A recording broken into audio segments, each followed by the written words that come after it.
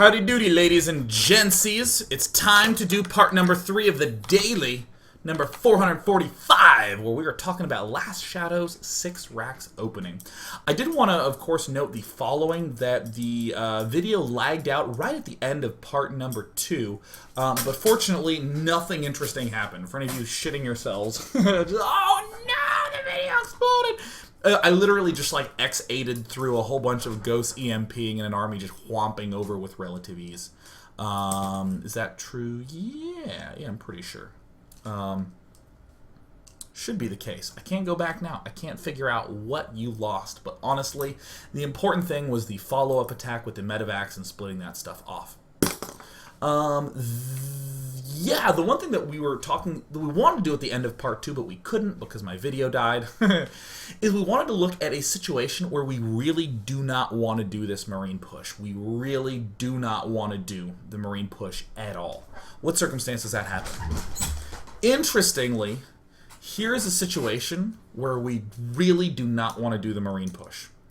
If our opponent goes triple Nexus, and then builds a whole bunch of gateways, like 8 gateways is actually the exact number. This, interestingly, gives us the biggest problems. This is a style that Parting has been doing a lot. It's become very popular on the Korean server, triple Nexus and do 8 gate. The idea is that you, the idea behind what Parting is doing from the Protoss point of view is that we get all the gateways we need up for some defense of a huge push, and then we go push him and try to do a lot of damage. If we are doing this style where we're doing this Marine push, we get to his base, we can do a lot of damage at the Nexus, but he just pulls everything back, waits until his 8 warp gates are done, and then warps in huge round of units to start cleaning us up, and then does a second warp in. Now he has 16 gateway units, and then as he's coming to push us, he gets 24 gateway units on the 3rd warp in and just kills us. So that is the situation that we are really, really scared of quite a bit. That is the biggest danger. But in this game, what we're going to see is more of a preferential decision, where you don't have to do the push, and there's some other things to be done. So I'm going to go ahead and just 8x it right at the start. Let's go through all our usual stuff. Cool, we end up building up to 15 SCVs. Boom! We build our command center. Now, I want you to see how critical this placement is. Our Protoss player, Fish Rush, just spotted us, so he is chrono boosting out a Zealot. There's barracks number 1. Where does barracks number 2 go? In as turtly a position as possible. And watch this absolute beauty of a move. Boom. We have walled in our ramp to the point where we can now place Marines here, shoot onto this side, and still lift and lower this supply depot as needed. Absolutely brilliant. Absolutely brilliant move. Ever having problems with a strategy that's good? The answer often lies in building placement. So cool, we finish that barracks. We instantly build a bunker. Here's the Zealot. It's going to give us a little bit of trouble, but again, thanks to this brilliant building placement, there's actually a little hole right here where a Marine can hang out. Absolute frickin' brilliance. And we end up finishing that up. Nice. While all this was going on, LastShadow was also building an engineering bay back here to block. So sick. In terms of what LastShadow has seen, he's pretty much seen the basic infrastructure, nothing too noteworthy, but does see that he's blocked this by a good chunk. Base is under attack. So how do we intuitively follow this up? Well, we're under a little bit of pressure. We may end up building more than our basic 4 to 6 Marines. But no big deal. We walk our bunker forward. This is a flexible build. All we really want to do is start getting that huge swallow barracks out. Speeding things right along, moving the barracks back. Ka-chunk, and there's the 6th one. Great. We have this nice set of barracks at the front. And what have we not done yet? We have not done that big initial scan, that critical scan that's really going to dictate a lot of how we're going to follow up. So when this scan ends up going down, this is pretty late to see someone starting a robo, to see a 3rd gateway coming out. What would this ordinarily signify to us? at something as late as 7:09. We've seen no pressure at the front other than that initial set of Zealot and 2 Stalkers. We only have these 2 gateways up. With a tech this late, this signals almost always some sort of triple nexus thing. Generally, almost always. And here is where we have a little bit of a division where we can do a couple of things. We could do a Marine push. We could do that. Why could we do this? Well, because we see a robo facility going down. We saw this happen in the very first game. In that game, we did actually see that he had 3 gateways up already. But this is pretty damn late. Or actually, excuse me, in the first game when we scanned, we were 30 seconds earlier and we'd just seen the robo go down. We're 30 seconds later and we still actually see that it's just started. We could do a push. However, with this late of a robo facility, the big thing to note is that he really can't pressure us with gateway units that much. He really just can't do that. He's focusing, well, he's built the robo facility already. We're just not really going to be under that much pressure from big attack at the front, and especially his Colossi is not going to be out, even if he's rushing for it. So, upon that scan, we can do the following interesting decision. Again, we could do the 6 racks push, because this would indicate that he's generally going to be a little bit vulnerable to it. However, here's a very cool follow-up. We are going to get these 3 gas geysers down. We have our 3 bunkers to defend against any small number of gateways. Look at these, all empty. Instant factory, followed up with a tech lab. This is cool. This is a really cool follow-up. What we're actually going to do is we're just going to do a Marine medevac push right at the front. He will have either no Colossi, because of how late this robotics facility was, or he will have a very low Colossus count. Pretty much one of those 2. So we can use... So our opponent's largely going to have gateway units and Immortals and Marines with stim against gateway units and Immortals with medevacs is definitely going to go pretty strongly in favor. In other words, we don't have to rely on that early timing push. We can do some other interesting timing pushes if we detect this kind of slightly delayed robo. So we get this scan, we're just like, yippee, he has not that many units. And we just sort of proceed as normal. But I just want to note how awesome Blizzard is. Look at this. We have a factory reactor separated from the barracks reactors. Yeah, we have 2 reactors here and another reactor. Yeah, separate up there in production tab. Yeah, but is it CVs are under attack. Notice kind of how funky this is. How different this is from a lot of Terrans who will want to just be like massing up on the Marauders pretty quickly.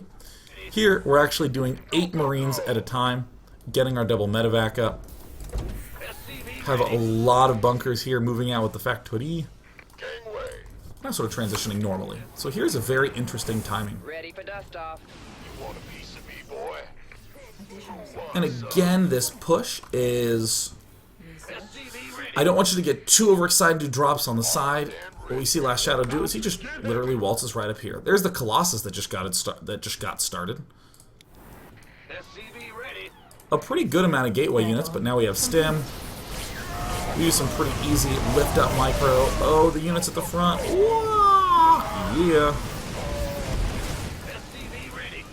Now would be a very nice time to continue pushing. As his sentry count is low. Immortals with no more sentries, not going to be very good. He has a lot of gateways, but again, Marines absolutely eat basic gateway units for breakfast. Those basic gateway units stink against Marines. Notice how politically correct I just was. They stink. They stinkaroo. Very nice little timing push, but the instant a Colossus rears its head on the field... Oh, crap. Oh, my God. Does that do a lot of damage? Woo, baby. But we still have a nice long-term focus. Getting ready to get this command center up. Getting the +1 up. I guess this is a little bit later of a command center, but... we can pretty much easily keep the pressure on. We've seen the Colossus, so now we can just add on another starport.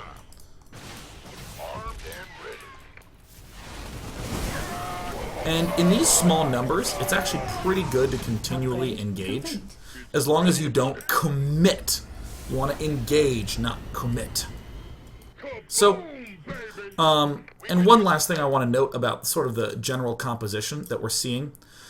We have kept our opponent to fairly small numbers, and when you're in small numbers, you can just drop.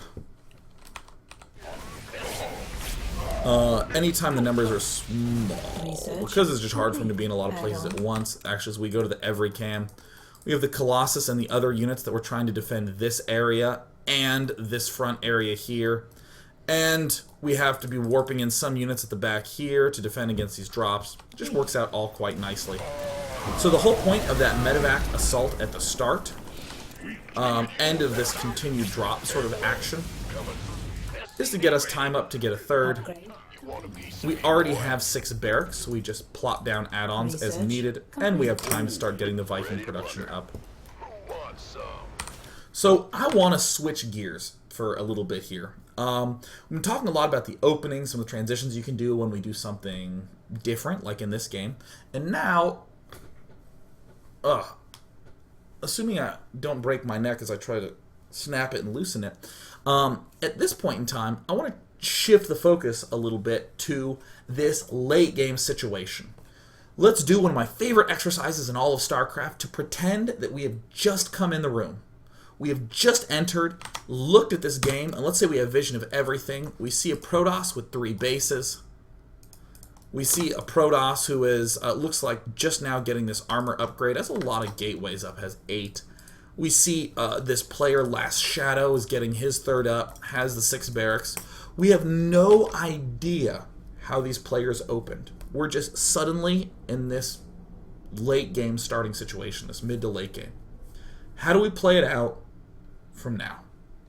That is a very reasonable question, and that's how we actually should think. Unfortunately, what we're going to get from LastShadow is that answer. And I'm going to stick largely to the LastShadow cam. Again, I know that this says Yosh, but this is the player LastShadow.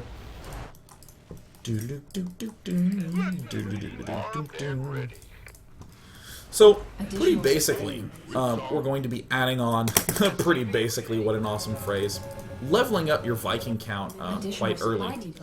And I'm going to straight up say it. Split things into different control groups. I want 3 control groups from you. Your Marine Marauder Medevac, the Vikings, and the Ghosts. At the very least, split those guys up. I know there's people who like to do the little tab around who are in the battle, and they're just like, I'll just box my Vikings and move them around. Have them as different control groups. I'm going to say that now. We're going to see this happen again and again and again. Times when we want all 3 to engage, and then 1 to pull back, or 2 to pull back, or just take 1 and move them forward. Seriously? Seriously. Use 3 different control groups. 3 different control groups. And you might be asking, how do I move my army all at once? Just 1 click, 2 click, 3 click. Doesn't take that long. And if you're really obsessed, I'll be honest, make 0 as your army control group, not 1. Seriously, split them up. Split them the hell up. Mineral field depleted. Ready for So, if you've been kind of aggressive and you've been doing some trading, I think it's really important to add on a lot of command centers. And that's what we see LastShadow do to a pretty extreme degree. And again, this factory is such a savior factory. What a great factory. This helps us know where all the stalkers are. Yeah! We can do these sorts of pushes over, but we largely are just trying to gain map control. That's the biggest goal. We don't really... Maybe if we see something vulnerable, we want to be advancing on that front, but getting upgrades up, getting the Ghost Academy, just make sure, I don't care if you like delaying upgrades like this, or whether you're like Bomber and you're 3-3 by 20 minutes, but make sure that you have all these fundamental components up. And now we're going to see LastShadow do what he calls rinse and repeat with Marine Marauder, Medevac, Viking. Having too many Marauders is the biggest pitfall to avoid in this matchup, in the late game composition, having too many Marauders. A lot of Marines and Ghosts are what are really going to be doing the damage. And how do you deal with Colossi? Run until the Vikings have cleaned it up.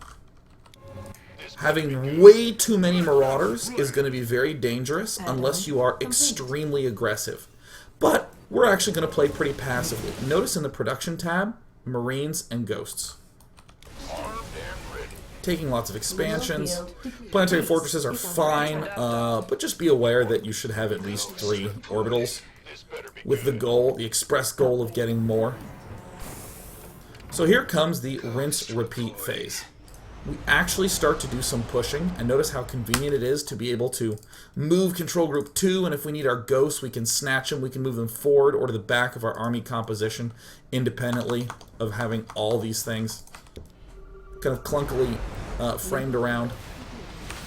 And how nice it is in this battle just to have these 3 different control groups. That little box moving down, that was just a general split. But here we have the first step in this rinse-repeat. Here's the engagement using a lot of Marines, just sort of kiting them back, picking off all the Colossi. And Zealots are going to be the easiest thing that our opponent can replenish, but that's okay. We still kind of generally keep a focus on the Marining half of things. Factory continues to be awesome in Scout.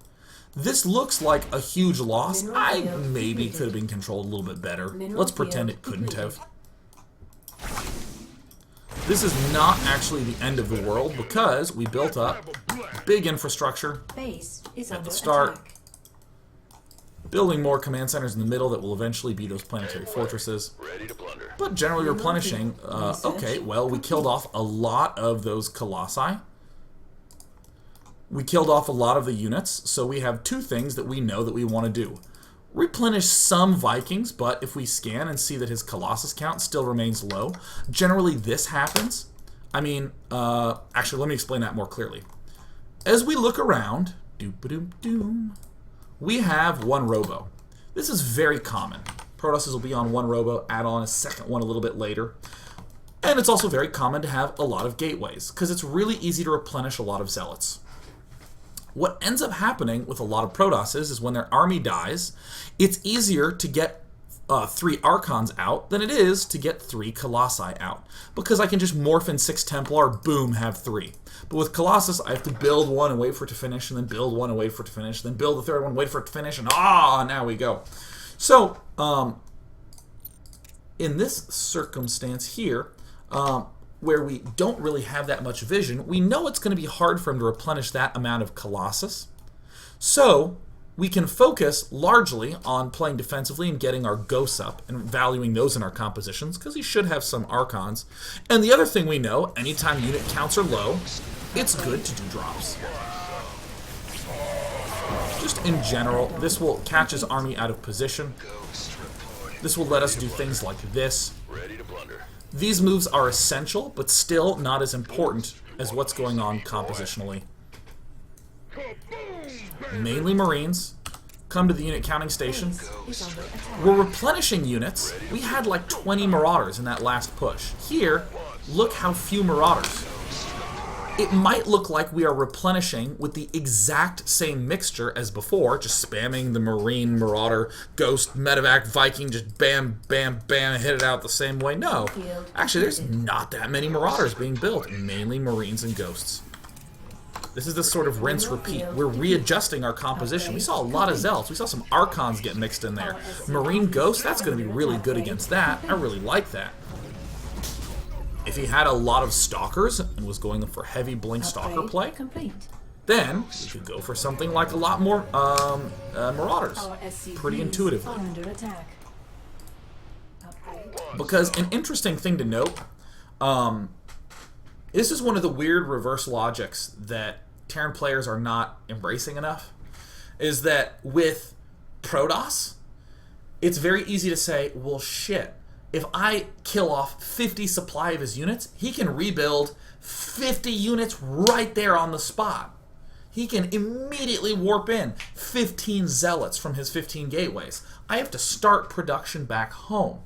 But this also means that when Protoss warps in all those units, as long as you don't die, you know a fixed set of his composition.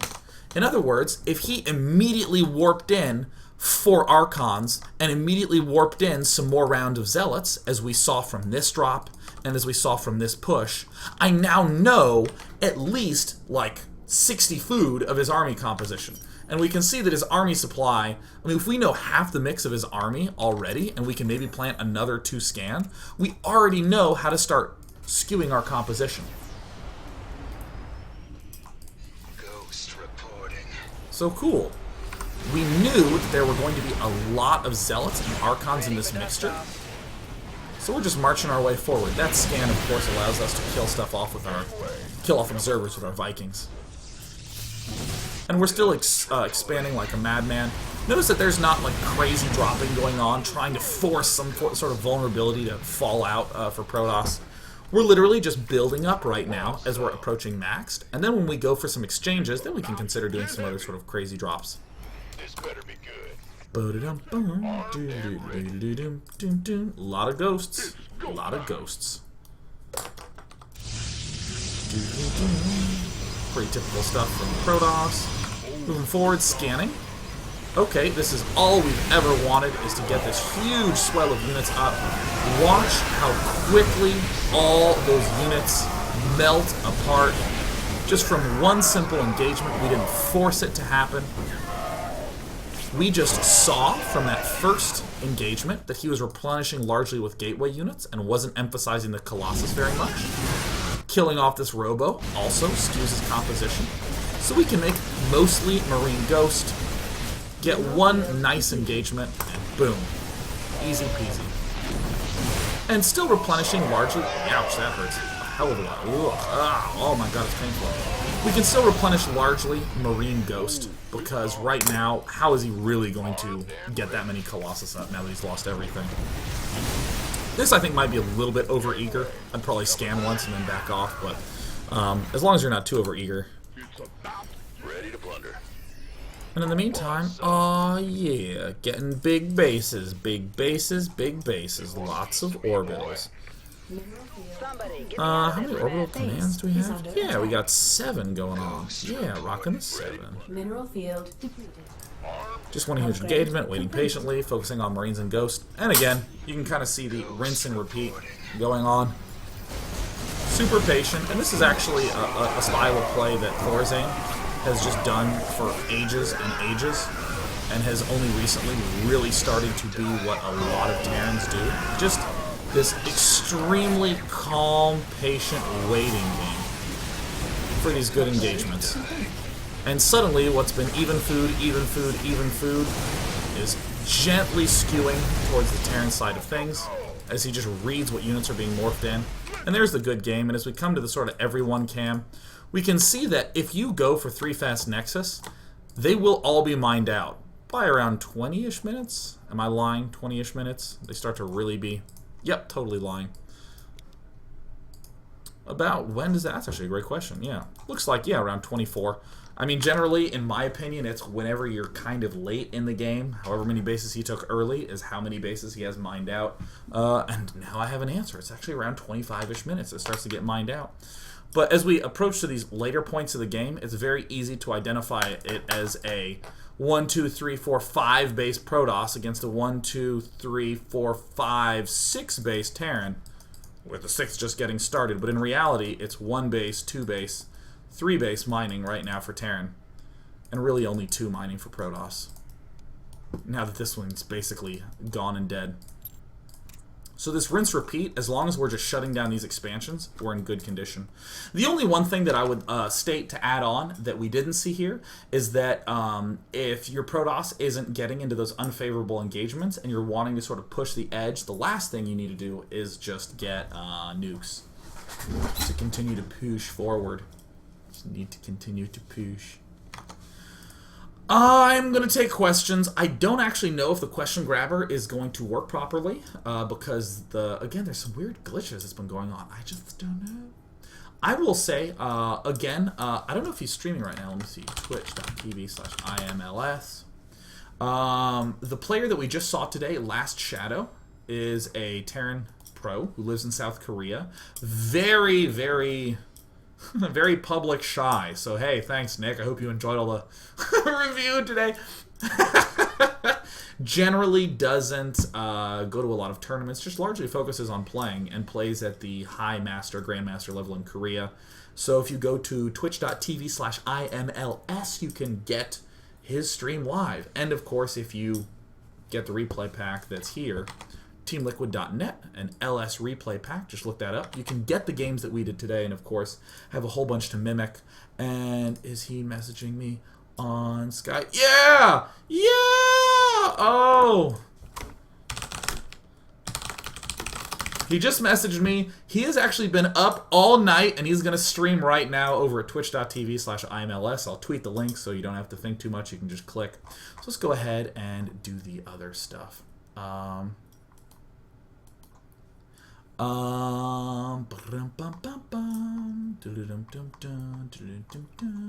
kind of switches do you have on your keyboard? Cherry MX Brown. Cherry MX Brown. Okay. So here's a great question from Siege368. Day 9. How would you deal with a player who cannon rushes or proxy gates you when you're using this early CC style? That's going to be the hard part, the hard thing to deal with. But you'd have to get really creative. Like, for instance, here's an example of creative. If I'm going for a one base or a one gate style in Protoss versus Protoss, where I'm intending on going for blink or something like that later, what happens if my opponent proxy two gates me? The most effective answer, actually, is Chrono Boost out 2 Stalkers, kite around a little bit, try not to lose probes, and then, once you get 2 of them out, you just go for a base trade. Make sure you have 300 minerals saved up so you can build 4 geysers, but you just endlessly kite his zealots, do the base trade, kill off the probes in his main, and win! Yeah! Really reliable base race strategy. And I mean this seriously. So I wonder if you could do something like that, where, you know, I've seen players do things where they, like, build 2 barracks at the opposite ends of their base. Yeah. Alright, cool.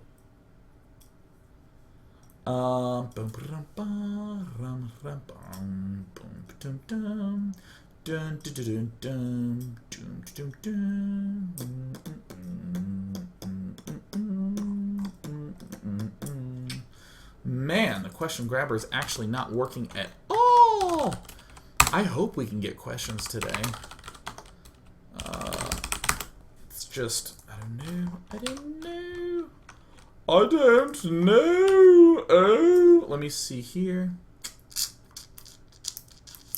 Synthesis says, Day 9, I realized that Last Shadow only goes for 1 eBay after its first Marine push. Is the armor upgrade not important, or would going double eBay be a bad idea? I like going double eBay, personally. Marine King Prime loves going double eBay. It's a little bit different. The important thing is that when you do this push, you have bought yourself a huge amount of time. He can't really be pushing you with Colossus, and even if he's doing some big gateway push, you just churn out some more Marines. And then what does he do after the big gateway push? He still has a lot of time before he can get any sort of big scary tech up. So I just like to focus on that long-term play. Some players will go double eBay and then go for the factory and push. Other players will go for the 3rd command center. Going for 1 eBay and then adding on the second one, so you go 2-1 and then 3-2 upgrades. This allows you to be a little bit more aggressive because you're getting stim a little bit earlier, and I've just seen Last Shadow move out more aggressively more often, so I just generally call that style and preference. El Redito says, from the Protoss point of view, how might a Protoss defend this? Should he go 1 gate FE? Is there an early enough scouting option that will allow TOS to see this and up the defense? You don't actually need that much forewarning to hold it off properly. You just, quite honestly, need to just play normally and make sure you have, like, some non-1 number of gateways available, like 3 or more. This is a lot of the reason why Terran players will open up Protoss players will open up always getting like 3 or 4 sentries, because if there's no attack, they're going to be damn good with my Colossus, and I wasn't spending minerals really to build the sentries. If he is pushing, thank God I built these sentries early, and I've had them for a while, so I don't just have 4 force fields, I have like 6 or 7 force fields, so that's going to be mighty useful. So really the answer is, it's not that difficult to defend. It's just The real danger is over-defending, where you build too many gateway units and too much gas-heavy stuff, and you don't save enough gas for your other things. I'm going to take this last one because my voice is dying.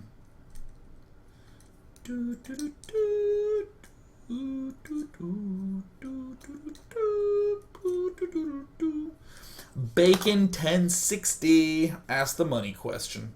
Day 9, if the Protoss player had storms at any point in that game, wouldn't Terran have lost? Wouldn't it have been hard and all that scary stuff? The answer is...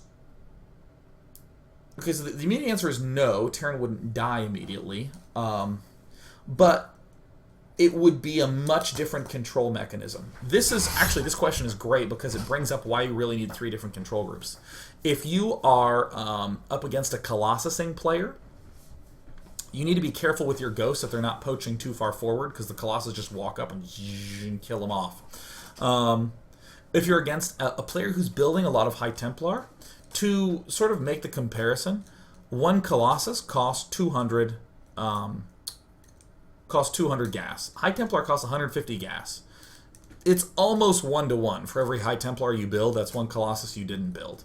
So in a sense, if your opponent is building a lot more High Templar, with the constant scans we saw LastShadow doing, he would be able to avoid overbuilding Vikings, and would just have to be a little bit better with his ghost control, using control group 3 to move forward, scanning and making sure his Vikings are moving out, picking off any other Colossus, and just EMPing them properly. For other reference material, you can check out like Puma from NASL 1 and 2, where against MC, just tons of storms, but still highly Marine, highly Ghost heavy, low on the Marauders.